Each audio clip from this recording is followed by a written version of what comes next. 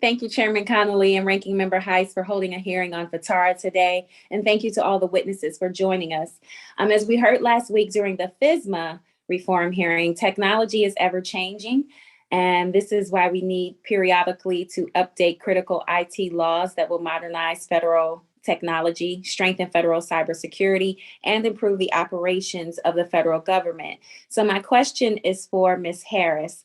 The federal government has projected that it will spend approximately $111 billion on IT investments in the fiscal year 2022.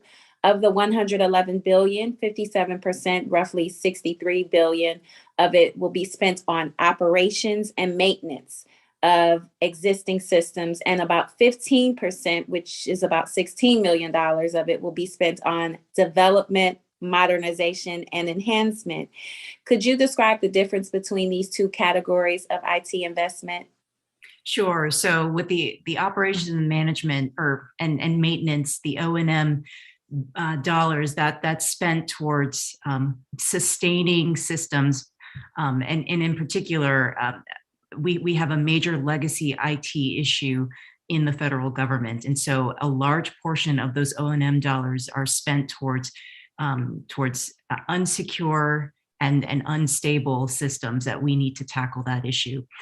The development, modernization, and enhancement, DME dollars, goes towards investments in new and developing newer modern systems. And so what we want to see is more of those O&M dollars. We want to see decommissioning of those legacy systems so we free up those dollars to be able to spend in the DME category. So that's really the goal here. And we really need to be very focused on tackling that legacy issue, because that spans not just a management issue, but a cybersecurity challenge as well. So Ms. Harris, how might we use the scorecard to incentivize agency to invest more in the IT modernizations? I think one thing we should be doing is potentially adding a category that's focused on the legacy IT issue. And I think that there are a number of ways that we can address that issue, but perhaps one of those is identifying the most critical legacy systems across the federal government within these agencies, and then tracking the progress in decommissioning those systems, and that might be a potential way to track the legacy issue and be able to push the federal government into more modern technologies and modern systems. Okay, thank you very much. My next question is for Mr. Cavallo. To effectively modernize and acquire nimble technology, we must work to fill the skills gap in federal IT and cyber workforce. Unfortunately, GAO has reported that the skills gap in IT and cyber positions across federal government are contributing to significant IT management and acquisition challenges. Can you and Ms. Duncan could describe how incorporating the skills gap analysis into IT and your IT and cyber workforce plans? Yes, thank you, Congresswoman, for that important question. We've heard from the other panelists how difficult it is to make sure that we have the current updated skill sets in today's government workforce.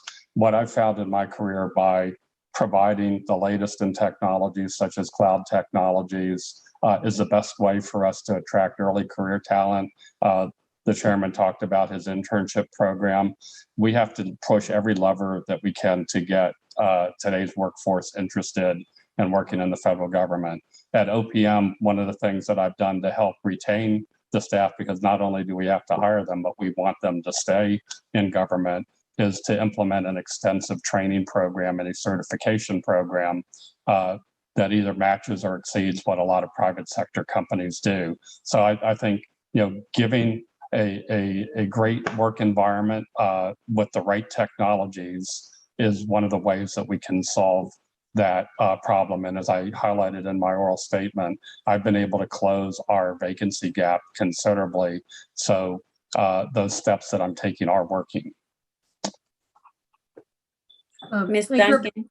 Thank you, Representative Brown. Yes, so we are doing a number of things at DOE to try and close that gap. The one I'm most excited about is the internship program that we have put in place. We call it our Omni internship program. And this summer we will have 200 students from overburdened and underserved communities coming out to our DOE sites and plants across the nation in cohorts. So number one, we're paying these students. The government often offers unpaid internships. These are paid internships. And second of all, we're providing the support to get them to our often remote locations. So we're ensuring they have transportation, we're ensuring they have housing, and we're making sure that they're part of a cohort so they will carry their experience on. And then we're going to bring those same students back to other departments, other parts of the department each summer, so they get a whole view of DOE, and hopefully we'll turn those into federal employees going forward. So that's the first thing we're doing.